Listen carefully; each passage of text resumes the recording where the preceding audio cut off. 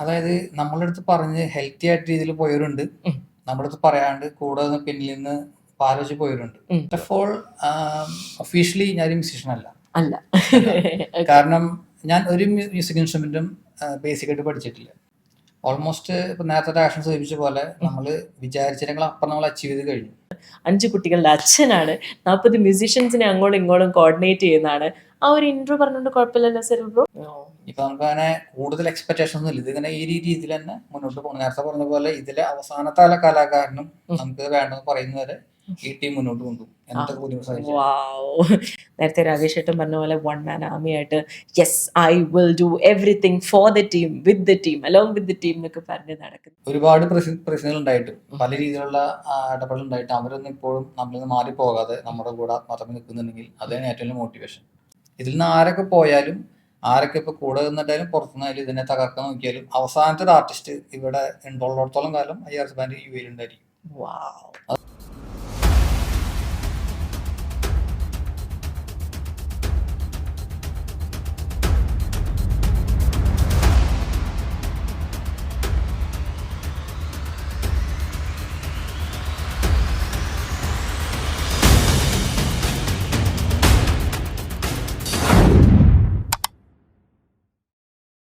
ഈ ഒരു പോഡ്കാസ്റ്റിന് ഒരു ട്വിസ്റ്റ് ഉണ്ടെന്ന് സൂചിപ്പിച്ചിട്ടുണ്ടായിരുന്നല്ലോ നേരത്തെ. യെസ്, ഈ ഒരു പോഡ്കാസ്റ്റിൽ ഇന്റർനാഷണൽ റോയൽ ഷിങ്കാരീസിന്റെ മാനേജർ, നേരത്തെ രാകേഷ് ഏട്ടൻ പറഞ്ഞ പോലെ വൺ മാൻ ആർമി ആയിട്ട് yes I will do everything for the team, with the team, along with the team എന്നൊക്കെ പറഞ്ഞ് നടക്കുന്നത്. ഇദ്ദേഹം തന്നെ ഒരു പ്രൊഫഷണൽ സിവിൽ എഞ്ചിനീയേഴ്സ് ആണ്, 5 കുട്ടികളുടെ അച്ഛനാണ്, 40 മ്യൂസീഷ്യൻസിനെ അങ്ങോട്ടും ഇങ്ങോട്ടും കോർഡിനേറ്റ് ചെയ്യുന്നതാണ്. ആ ഒരു ഇൻട്രോ പറഞ്ഞുകൊണ്ട് കുഴപ്പമില്ലല്ലോ സെറിൽ ബ്രോ?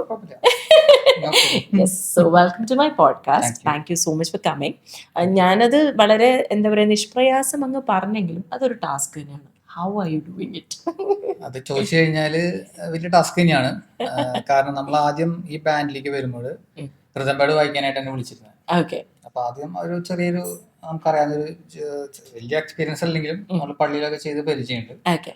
അപ്പൊ ആ ഒരു എക്സ്പീരിയൻസ് വെച്ച് നമ്മുടെ എല്ലാ ഫ്രണ്ട്സ് ഒക്കെയാണ്. അങ്ങനെ നമ്മൾ ഇതിലേക്ക് വരുന്നു. അങ്ങനെ ഒരു 1-2 ഷോ കഴിഞ്ഞ് നമ്മള് ഇതിന്റെ മാനേജർ പറഞ്ഞൊരു തീരുമാനമായി. അങ്ങനെ രാകേഷൻ സജസ്റ്റ് ചെയ്തു സെർലി മാനേജർ ആവട്ടെ. അങ്ങനെ മാനേജറായിട്ട് നമ്മളൊരു പൊട്ടൻഷ്യൽ കണ്ടു താങ്കളുടെ അല്ലേ? അപ്പൊ കോളേജ് ഡേയ്സിൽ ഇൻസ്ട്രുമെന്റ്സ് ഒക്കെ കൈകാര്യം ചെയ്യാം. ഏതായിരുന്നു ഏറ്റവും ഫേവറേറ്റ്? ഞാൻ സ്റ്റാർട്ട് ചെയ്തത് കോങ്കോട്ടൻസ് ആണ്.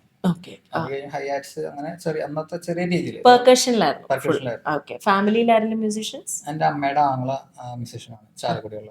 ഓ അത് ശരി. പുള്ളിയുടെ ഏതാണ് ഇൻസ്ട്രുമെന്റ്? ഹാർമോണിയം, അതുപോലെ ബാൻഡ് സെറ്റ്, അങ്ങനത്തെ കാര്യങ്ങളൊക്കെ. അപ്പൊ മ്യൂസിക് ചെറുപ്രായം തൊട്ടേ ഇൻഫ്ലുവൻസ് ചെയ്തിട്ടുണ്ട് നല്ലോണം അല്ലേ? ഓക്കെ. IRSന്റെ മാനേജറായിട്ട് താങ്കള് എനിക്ക് തോന്നുന്നു ഫസ്റ്റ് ഇവന്റ് 2022 ഡിസംബർ 2 നാഷണൽ ഡേക്കാണ് ഫസ്റ്റ് ഇവന്റ് ചെയ്തത്. ഓക്കെ. നമ്മുടെ അബുദാബി ISL.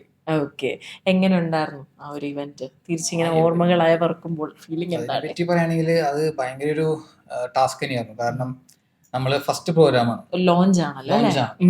അപ്പൊ അതിന്റെ തലേദിവസമാണ് നമുക്ക് വയലിനിസ്റ്റിനെ കിട്ടാണ്ടൊരു ചെറിയൊരു വിഷയമാണ്. അങ്ങനെ നമുക്ക് അവസാനം അന്വേഷിച്ച റാസൽ ഗെയിം ആണ് വയലിനിസ്റ്റ് വരുന്നത്. അപ്പൊ ഞാനത് വിളിക്കുമ്പോ ഞാൻ നിൽക്കുന്നത് ഗസേസിലാണ്. അപ്പൊ ഫസ്റ്റ് ടൈം ഈ പുള്ളിനെ കോൺടാക്ട് ചെയ്യുന്നത്. അപ്പൊ ആള് ഞാൻ പറഞ്ഞു ചേട്ടന്റെ മാപ്പ് അയക്കാൻ പറഞ്ഞു. അപ്പൊ ആണെങ്കിൽ ലൊക്കേഷൻ മാപ്പ് അയച്ചു. 1.5 മണിക്കൂർ ഞാൻ റെഡി ആയിട്ട്. അപ്പൊ ഇതൊക്കെ ചെയ്യുമ്പോ താങ്കളുടെ ഫാമിലി, വൈഫ്, കുട്ടികളൊക്കെ പുള്ളിക്കാരത്തി നല്ല സപ്പോർട്ടാണോ? ആ സമയത്ത് കുട്ടികൾ നാട്ടിലായിരുന്നു. കൊറോണ തുടങ്ങിയ സമയത്ത് ഇപ്പൊ കുട്ടികൾ നാട്ടിൽ വിട്ടില്ല, ബുദ്ധിമുട്ടാണ്. വൈഫ് അവിടെ വർക്കിംഗ് ആയിരുന്നു. അപ്പൊ ആ സമയത്ത് വൈഫിന്റെ സപ്പോർട്ട് നന്നായിട്ടുണ്ടായിരുന്നു. അങ്ങനെ ഒരിക്കലും ഇത് ചെയ്യാൻ പറ്റില്ല. അങ്ങനെ ആ ടൈമിൽ ഞാൻ ഇതുപോലെ നമ്മുടെ ചണ്ടപ്പള്ളി എടുക്കാൻ വേണ്ടിയിട്ട് ദുബായിലായ സമയത്താണ് റേഷൻ വിളിച്ച് പറയാൻ വയലിനിസ്റ്റിനെ റിക്വയർമെന്റ് ഉണ്ട്, നമുക്ക് വരാന്ന് പറഞ്ഞ ആള് പെട്ടെന്ന് ആള് ഡ്രോപ്പ് ആയി കാരണം കൊണ്ട്. അങ്ങനെ ഈ പറഞ്ഞ റാസൽ ഗെയിമുള്ള വയലിനിസ്റ്റ് വിളിക്കുന്നു. പുള്ളിക്കാരൻ ഇതുപോലെ ആളും ഇത്തിരി ഡൗട്ട്ഫുൾ ആയിരുന്നു. കാരണം ആൾക്ക് റാസൽ ഗെയിം അബുദാബി വന്നു വീണ്ടും തിരിച്ചു പോകണം. പിന്നെ എനിക്ക് തോന്നുന്നത് ജസ്റ്റ് ബിഫോർ ഐ ഫർഗെറ്റ്, കാരണം ഇതില് നമ്മൾ ജസ്റ്റ് ഒരു മ്യൂസീഷ്യനെ കൊണ്ടുവന്നാലും പോരാ, അത്യാവശ്യം എക്സ്പീരിയൻസ്ഡ് ആയിട്ടുള്ള, കാരണം ഇറ്റ്സ് എ ഫ്യൂഷൻ ഓഫ് എനിക്ക് തോന്നുന്നു ചെണ്ടയുണ്ട്, വയലിൻ ഉണ്ട്. ഐ വാസ് ഓണേർഡ് കേട്ടോ to be a part of it. വലിയൊരു അനുഗ്രഹം തന്നെയായിരുന്നു. ചെണ്ടയുണ്ട്, വയലിൻ ഉണ്ട്, റിതം പാഡ് ഉണ്ട്, കീബോർഡ് ഉണ്ട്, ഡ്രംസ് ഉണ്ട്, പിന്നെ ഗിറ്റാർ, ഫ്ലൂട്ട്, സാക്സ്, സാക്സിഫോണ്, അത്യാവശ്യം എല്ലാ ഇൻസ്ട്രുമെന്റ്സും ഇങ്ങനെ മാറി മറിഞ്ഞൊരു വേറൊരു ലെവൽ സംഭവം തന്നെയാണ്. അത് വേറെ ലെവൽ വൈബും തന്നെ പറയാം. അപ്പം പുള്ളി അത്ര എക്സ്പീരിയൻസ്ഡ് ആയിട്ടുള്ള ഒരാൾ ആയിരുന്നു. അദ്ദേഹത്തെ രാത്രി അറേഞ്ച് ചെയ്തു, പിന്നെ ഇവന്റ് അങ്ങ് പൊളിച്ചെടുക്കുന്നു. പിന്നെ അതിന് ശേഷം ഒരുപാട് വേദികൾ അല്ലേ, എത്രയോ സെലിബ്രിറ്റീസിന്റെ കൂടെ, എത്രയോ ഇൻഫ്ലുവൻസേഴ്സിന്റെ കൂടെ അല്ലേ. ഓക്കെ, അതില് സിൽബ്രോന് ഏറ്റവും കൂടുതൽ ചലഞ്ചിങ് ആയിട്ട് തോന്നിയ ഒരു ഇവന്റിന്റെ എക്സ്പീരിയൻസ് ഷെയർ ചെയ്യാൻ പറഞ്ഞാൽ അത് ഏതായിരിക്കും ഏറ്റവും ചാലഞ്ചിങ് ആയിട്ട്? അതായത് ആ ദിവസം അല്ലെങ്കിൽ ആ ഒരു ഇവന്റ് കഴിഞ്ഞ് കിട്ടിയപ്പോ സമാധാനം എന്ന് പറഞ്ഞത് എനിക്ക് തോന്നുന്നു ഒത്തിരി പേരെ ഒന്നിച്ച് കോർഡിനേറ്റ് ചെയ്യുന്ന ടൈമിലായിരുന്നു. സത്യം പറഞ്ഞാൽ നമുക്ക് ഏതൊരു ഇവന്റ് ആയാലും, ഇപ്പൊ ചെറിയ ഇവന്റ് ആയാലും വലിയ ഇവന്റ് ആയാലും, അതെല്ലാം നമുക്ക് നമ്മളെ ആ ഒരു വലിയൊരു അതിന്റെ വാല്യൂ കൂടി കാണുന്നത്. അതിപ്പോ വലിയ ആർട്ടിസ്റ്റ് ഉള്ള ഇവന്റ് ആയാലും അല്ലെങ്കിൽ സാധാ ഇവന്റ് ആയാലും, നമ്മളെല്ലാം നമ്മുടെ ബാൻഡ് ഇവന്റ് എന്ന് പറയുന്നത് നമ്മുടെ കുടുംബത്തിൽ നടക്കുന്ന പ്രോഗ്രാം പോലെയാണ്. അപ്പൊ അതിൽ നമ്മൾ എടുത്ത പറയത്തൊക്കെ അങ്ങനെ എല്ലാം നമുക്ക് ഹൈലൈറ്റ് ആണ്. അപ്പൊ ഏതൊരു പ്രോഗ്രാം ആയാലും അത് കഴിഞ്ഞ് ഈ കുട്ടികളെല്ലാവരും അവരുടെ റൂമിൽ എത്തുന്നവരെ നമുക്ക് ടെൻഷനാണ്. നിങ്ങൾ എല്ലാരും കുട്ടികൾ എന്നാണ് വിളിക്കുന്നത്, സ്വന്തം മക്കളെ പോലെയാണ് കാണുന്നത്. അതൊരു വലിയൊരു ഘടകമാണ്. അപ്പൊ അവർക്കൊരു ഫാമിലി ബോണ്ടിങ് ആണ്. നിങ്ങൾ കുറച്ച് രക്ഷാധികാരി എന്നുള്ള ഒരു വൈബാണ്. അങ്ങനെ ഒരു വലിയൊരു അകൽച്ച എന്ന് പറയാൻ പറ്റില്ല, എന്നാലും വളരെ ക്ലോസ് ആണ്. പക്ഷെ നമ്മൾ അവരെ കാണുമ്പോൾ നമ്മുടെ അനിയന്മാരെ അല്ലെങ്കിൽ നമ്മുടെ മക്കളെ പോലെ ആ രീതിയിലാണ് നമ്മൾ എല്ലാവരും കൺസിഡർ ചെയ്യുന്നത്. ഒരു ഫാമിലി ഓറിയന്റഡ് ഗ്രൂപ്പാണ് അത്. ഇതല്ലാതെ നമ്മളൊരു ഫിനാൻഷ്യൽ മാത്രം നോക്കിക്കൊണ്ടോ അല്ലെങ്കിൽ ഒരു ബിസിനസ് ആയിട്ടോ, നമ്മള് ആ കുട്ടികൾക്ക് വേണ്ടി തുടങ്ങിയ ഒരു ബാൻഡാണത്. അവരുടെ ആവശ്യം അവരൊരു സുപ്രഭാതം എന്ന് പറയണ, അവർക്ക് മറ്റു പല ബുദ്ധിമുട്ടുകൊണ്ട് ഇവിടെ ബാൻഡ് തുടങ്ങാൻ പറ്റുന്നില്ല. അപ്പൊ നിങ്ങൾ ഹെൽപ്പ് ചെയ്യണമെന്ന് വന്നപ്പോൾ രാകേഷേട്ടൻ അതിനുവേണ്ടി ഫിനാൻഷ്യൽ ആയിട്ട് സപ്പോർട്ട് ചെയ്തു. ഞാനും അതിന്റെ ഒരു ഇതിലേക്ക് വന്നു. അങ്ങനെ പിന്നെ ഇത് ഡെവലപ്പ് ആയിട്ട് വരുന്നത്. അപ്പൊ അവർക്ക് വേണ്ടി തുടങ്ങിയ ഗ്രൂപ്പ് ആകുമ്പോൾ അവര് എന്നത് വേണ്ടെന്ന് പറയുന്നത് വരെ നമ്മൾ കൊണ്ടുനടക്കും. അതിൽ അവസാനത്തെ ഒരു കലാകാരനും ഇവിടുന്ന് പോകുന്നവരെ ഈ ബാൻഡ് ഉണ്ടായിരിക്കും. അത് പ്രവാസികൾക്ക് തന്നെ ഒരു അഭിമാനമാണ്. കാരണം ഇത്രത്തോളം കലയെ സ്നേഹിച്ച് കൊണ്ടു നടക്കുക എന്ന് പറഞ്ഞാൽ, കാരണം നിങ്ങളും നിങ്ങളുടേതായിട്ടുള്ള ഫീൽഡ് പ്രൊഫഷണൽസ് ആണ്. ഇപ്പൊ താങ്കളും ഒരു സിവിൽ എഞ്ചിനീയർ ആണ്, ഇലക്ട്രിക്കൽ എഞ്ചിനീയർ ആണ്. ഓക്കെ, അപ്പൊ രാകേഷ് ഏട്ടൻ എനിക്ക് തോന്നുന്നു പുള്ളി ലോജിസ്റ്റിക്സിൽ ഒരു സീനിയർ പൊസിഷനിലാണ്.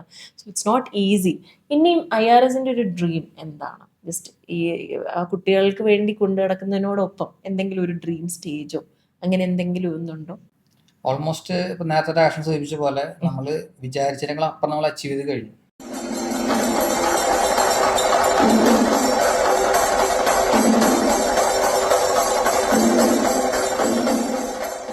ഓൾറെഡി, കാരണം നമ്മൾ തുടങ്ങിയപ്പോ ജസ്റ്റ് ഒരു സിംഗായ്മ ടീം അതിന്റെ കൂടെ ഫ്യൂഷൻ മാത്രമല്ല ആഗ്രഹിച്ചിരുന്നു.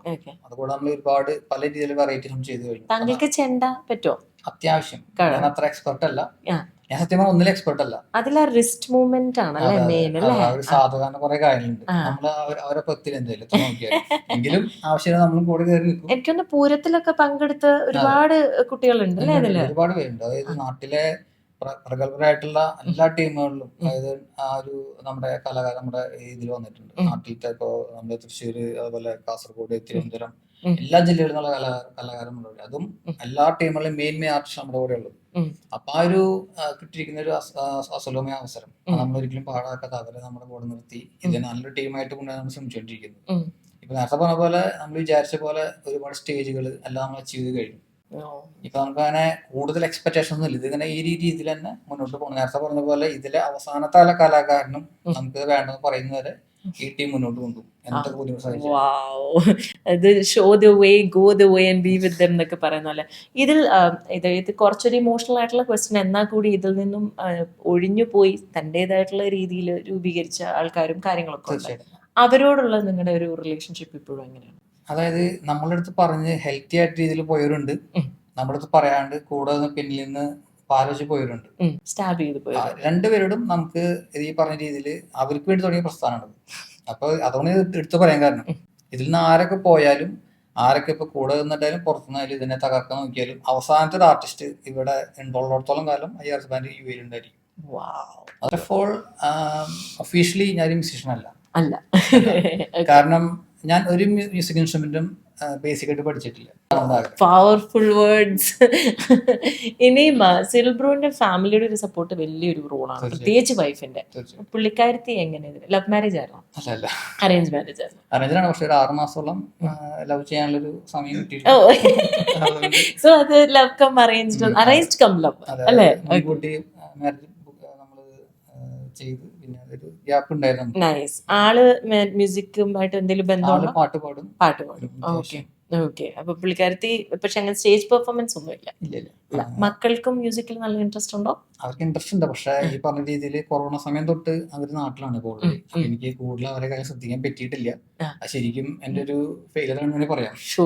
കാരണം ഇത്രയും കലാകാരമായിട്ട് നമ്മളോട് ഇടപെടുമ്പോൾ സ്വന്തം മക്കളെ ആ രീതിയിലേക്ക് നമ്മൾ കൈപിടിച്ച് കൊണ്ടുവരാൻ പറ്റാത്തത് അത് എനിക്ക് വന്ന ചെറിയൊരു ഫെയിലർ എന്ന് ഞാൻ ആക്സെപ്റ്റ് ചെയ്യുന്നു. എന്തായാലും അതും കൂടിയും എനിക്ക് ക്ലിയർ ആക്കുന്നുണ്ട്. അപ്പൊ എന്തായാലും വൈകാതെ അവർക്ക് അങ്ങനെ എന്തെങ്കിലും ഒരു കഴിവുണ്ടെങ്കിൽ അവരും ഇതിലേക്ക് കൊണ്ടുവരുന്ന ആഗ്രഹമുണ്ട് മക്കളെ. Oh that's very nice. Now ഇതില് ഞാൻ രാകേഷ് ചേട്ടനോട് ചോദിച്ചിട്ടുണ്ടായിരുന്നു, നമ്മൾ കുറെ ചെറുപ്പക്കാരുമായിട്ടാണല്ലോ ഡീൽ ചെയ്യുന്നത്. അപ്പം അവര് പല ബാക്ക്ഗ്രൗണ്ട് ആയിരിക്കും, പല രീതിയിലുള്ള ചിലർ ഇമ്പൾസീവ് ആയിരിക്കും, അഗ്രസീവ് ആയിരിക്കും, ചിലര് ആ ഒരു റെസ്പെക്റ്റിൽ നിൽക്കും. അപ്പൊ ഇവരെല്ലാം ഒത്തു കൊണ്ടുപോകുന്നതിൽ താങ്കൾ ഓരോ ചാലഞ്ചസ് വരുമ്പം ഹൗ ഡു യു മാനേജ്? അതായത് ഇപ്പൊ നമ്മുടെ വീട്ടിലായാലും ഇപ്പൊ എനിക്ക് 5 മക്കളാണ്. ഈ 5 മക്കൾ നമ്മുടെ 5 പേരിൽ പോലെ 5 ടൈപ്പ് ആയിരിക്കും. അതെ. അപ്പൊ നമുക്ക് ഓരോരുത്തരെടുത്ത് നമ്മള് ഒരു ചെയ്യേണ്ട കാര്യങ്ങൾ വ്യത്യസ്തമായിരിക്കും. അപ്പൊ നമ്മൾ ഒരാൾ പറയുന്ന പോലെ ആയിരിക്കാം മറ്റൊരാൾ നമ്മൾ അപ്രോച്ച് ചെയ്യുന്നത്. അപ്പൊ ആ ഒരു കൺസെപ്റ്റിൽ തന്നെ നമ്മുടെ കൂടെ ഇപ്പൊ 40 or 60 എനിക്ക് തോന്നുന്നു എബോവ് 60 ആർട്ടിസ്റ്റുകളുണ്ട്. അതില് ഏജ് ആയ ആൾക്കാരുണ്ട്, ഓർക്കസ്ട്രയിൽ, അതുപോലെ നമ്മുടെ ചണ്ടയിലുള്ള എല്ലാവരും നമുക്ക് ഏജ് കുറഞ്ഞവരാ. ഇവരെല്ലാവരും നമ്മള് ഒരേപോലെ കൊണ്ടുപോകാൻ ശ്രമിക്കുക. പറഞ്ഞ പോലെ പല രീതിയിലുള്ള റിയാക്ട് ചെയ്യുന്നവരുണ്ട്. നേരത്തെ പറഞ്ഞ പോലെ തന്നെ നമ്മൾ സ്വന്തം അനിയന്മാരെ പോലെ നമ്മുടെ കൂടെ നടന്ന് അതേപോലെ നമുക്ക് പിന്നീട് പണി നിന്ന് പോയ ആൾക്കാരുണ്ട്. പക്ഷെ ഇവരോടൊക്കെ നമ്മളിപ്പോ ആ ഒരു ഇത് പറഞ്ഞ പോലെ നമ്മുടെ സ്വന്തം മക്കളല്ലെങ്കിൽ നമ്മുടെ സ്വന്തം സഹോദരന്മാരെ ഇവരെല്ലാരും കാണുന്നത്. നെഗറ്റീവ് വൈബ്സ് ഒന്നുമില്ല. നമ്മള് ആ ദേഷ്യം എന്തെങ്കിലും പറഞ്ഞിട്ടുണ്ടായിരിക്കും, പക്ഷെ അത് പറഞ്ഞ അവിടെ കഴിഞ്ഞു. ഒരിക്കലും എന്റെ ഒരു ക്യാരക്ടർ എന്ന് പറഞ്ഞാല് നമ്മുടെ മുന്നിലുള്ള എത്ര വലിയ ആളായാലും നമുക്ക് പറയണ മുഖത്തേക്ക് പറയും. അതിന് അവർക്ക് എന്ത് വിഷമമുണ്ടോ അത് നമ്മൾ നോക്കാറില്ല. പക്ഷെ പറഞ്ഞ അവിടെ കഴിഞ്ഞു. ട്രാൻസ്പെറന്റ് ആയിട്ട് നമ്മൾ മനസ്സിൽ വെച്ചിട്ട് പുറമേക്ക് വേറൊരു ഫേസ് കാണിക്കില്ല. ഒരു മ്യൂസിഷ്യൻ എന്നുള്ള നിലയ്ക്ക് താങ്കളുടെ ലൈഫിൽ my final question would be അതുണ്ടാക്കിയൊരു മാറ്റം എന്താന്ന് ഞാൻ ചോദിച്ചത്. ഇല്ല. Oh okay. ഞാൻ അല്ലാതും കുറച്ചാൾ പഠിക്കാൻ പോയിട്ടുള്ളൂ. കീബോർഡ് പഠിക്കാൻ പോയിട്ടുണ്ട്, ഡ്രംസ് പഠിക്കാൻ പോയിട്ടുണ്ട്, തബല പഠിക്കാൻ പോയിട്ടുണ്ട്. പക്ഷെ ഒന്നും പഠിപ്പിച്ചിട്ടില്ല. പല പല സാഹചര്യങ്ങൾ കൊണ്ട് എല്ലാം ഒരു 6 മാസം അല്ലെങ്കിൽ 8 മാസം മാക്സിമം അങ്ങനെ ചണ്ടും ഈ പറഞ്ഞ ഇതിൽ പഠിക്കാനൊക്കെ സ്റ്റാർട്ട് ചെയ്തു. അങ്ങനെ കൊറോണ വരുന്നത്, അങ്ങനെ അത് സ്റ്റോപ്പായി.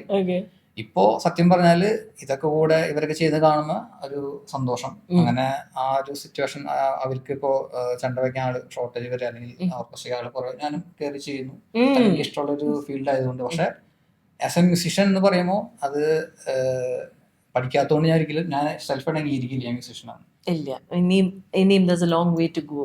ആധികാരികമായിട്ട് പഠിക്കണം എന്നൊക്കെ പറഞ്ഞാൽ ഞാൻ ഇപ്പോഴും പഠിച്ചുകൊണ്ടിരിക്കുകയാണ്. ഞാൻ ജസ്റ്റ് ഒരു മ്യൂസിക് ലിസണർ ആണ്, അല്ലെങ്കിൽ മ്യൂസിക് ഇഷ്ടമുള്ള ആളാണെന്ന് പറയാം. പക്ഷെ ഒരിക്കലും മ്യൂസിഷ്യൻ എന്ന് പറയാൻ ആഗ്രഹിക്കുന്നില്ല. ഓക്കെ. താങ്കളെ വാട്ട് കീപ്സ് യു മോട്ടിവേറ്റഡ് എന്നുള്ള ചോദ്യത്തോടു കൂടി നമുക്ക് പോഡ്കാസ്റ്റിന്റെ ക്ലൈമാക്സിലേക്ക് എത്താം. What keeps you motivated? കാരണം ചാലഞ്ചസ് ഒരുപാടായി. ഇപ്പൊ താങ്കൾ പറഞ്ഞത് വെച്ച് നോക്കുമ്പോൾ 24 മണിക്കൂറൊന്നും തികയില്ല. ഈ 60 കുട്ടികളെയും കോർഡിനേറ്റ് ചെയ്യണം, 5 മക്കളും ഉണ്ട്, എല്ലാം ഉണ്ട്. തീർച്ചയായിട്ടും നമുക്കൊക്കെ നമ്മുടേതായിട്ടുള്ള രീതിയിൽ ബിസി സ്കെഡ്യൂളും കാര്യങ്ങളുണ്ട്. But this is huge. അപ്പൊ എങ്ങനെയാണ് സെറിൽ ബ്രോ ആ ഒരു മോട്ടിവേഷനോടെ മുന്നോട്ട് പോകുന്നത്? താങ്കളും മനുഷ്യനാണ്, ദേഷ്യം വരും, ഫ്രസ്ട്രേഷൻ വരും, ഇറിറ്റേഷൻ വരും. രാകേഷ് ചേട്ടൻ ഉത്തരവാദിത്തങ്ങളെല്ലാം താങ്കൾ എങ്ങനെ സെറിൽ നോക്കി ചെയ്യുന്നുള്ളൊരു വിശ്വാസവും പുള്ളിക്കുണ്ട്. അപ്പൊ അതും കീപ്പ് ചെയ്യണം. What keeps you motivated? അതായത് നമ്മളിപ്പോ തുടങ്ങിയ സമയത്ത് നിന്ന് നമ്മൾ സ്റ്റാർട്ട് ചെയ്ത സമയത്ത് നോക്കുകയാണെങ്കിൽ കുറച്ച് കുട്ടികൾ നമ്മുടെ മാറിപ്പോയിട്ടുണ്ട്, ഇപ്പൊ നേരത്തെ സൂചിപ്പിച്ച പോലെ. പക്ഷെ എങ്കിലും ഒരു മെജോറിറ്റി ആർട്ടിസ്റ്റുകൾ നമ്മുടെ കൂടെ ഇപ്പോഴും ആ ഒരു സമയത്തോടെ നിൽക്കുന്നത് തന്നെയാണ് നമുക്ക് ഏറ്റവും കൂടുതൽ മോട്ടിവേഷൻ തരുന്നത്. ഞാൻ നേരത്തെ പറഞ്ഞ പോലെ ഒരുപാട് പ്രശ്നങ്ങൾ ഉണ്ടായിട്ട് പല രീതിയിലുള്ള ഇടപെടൽ ഉണ്ടായിട്ട് അവരൊന്നും ഇപ്പോഴും നമ്മളിൽ നിന്ന് മാറിപ്പോകാതെ നമ്മുടെ കൂടെ മാത്രമേ നിൽക്കുന്നുണ്ടെങ്കിൽ അതാണ് ഏറ്റവും വലിയ മോട്ടിവേഷൻ. അപ്പൊ അവരെ വെച്ചുകൊണ്ട് ഈ പറഞ്ഞ രീതിയിൽ നമുക്ക് എത്രത്തോളം ഈ ബാൻഡിനെ ഉന്നതിലേക്ക് കൊണ്ടുപോകാൻ സാധിക്കുമോ അത്രത്തോളം അത് ട്രൈ ചെയ്യും. അതുപോലെ ഇതിലുള്ള അവസാനത്തെ ആർട്ടിസ്റ്റ് പോകുന്നവരേക്കും ആരൊക്കെ എങ്ങനെയൊക്കെ ഇത് തകർക്കാൻ നോക്കിയാൽ ബാൻഡ് കൂടി ഉണ്ടായിരിക്കും. കാരണം രാകേഷ് എപ്പോഴും പറയുന്ന കാര്യമുണ്ട്, ഇത് ദൈവത്തിന്റെ ബാൻഡാണ്, ഇതിനെ നയിക്കുന്നത് മുകളിലുള്ളൊരു അതിശക്തിയാണ്. അപ്പൊ ഞാനോ അല്ലെങ്കിൽ രാകേഷ് വിചാരിച്ചാലും നിൽക്കാൻ പോകുന്നില്ല, അല്ലെങ്കിൽ വേറെ XYZ ആര് വിചാരിച്ചാലും നിൽക്കാൻ പോകുന്നില്ല. അപ്പൊ ഇത് ആസ് ലോങ് ആസ് അതങ്ങനെ പോയിക്കൊണ്ടിരിക്കും. ബ്യൂട്ടിഫുൾ. അപ്പം അദ്ദേഹം പറഞ്ഞ ഒരു വലിയൊരു സ്ട്രോങ് പോയിന്റ് എന്തെന്ന് വെച്ചാൽ ലൈഫിൽ നമ്മളെ ഇഷ്ടമില്ലാത്ത ഒരുപാട് പേര് നമ്മുടെ ചുറ്റിനുണ്ടാവും. പക്ഷെ നമ്മളെ സ്നേഹിക്കുന്ന, നമുക്ക് വാല്യൂ നൽകുന്ന, നമ്മളെ മതിക്കുന്ന, നമ്മളെപ്പോലെ തന്നെ പാഷനേറ്റ് ആയിട്ടുള്ളവരുമായിട്ട് മുന്നോട്ട് പോയി കഴിഞ്ഞാൽ life becomes a beautiful journey. അല്ലേ Cyril bro? So thank you so much. ഈ ഒരു പോഡ്കാസ്റ്റ് നിങ്ങൾക്ക് ഇഷ്ടപ്പെട്ടു എന്ന് വിശ്വസിക്കുന്നു. I will be back with more. Tata.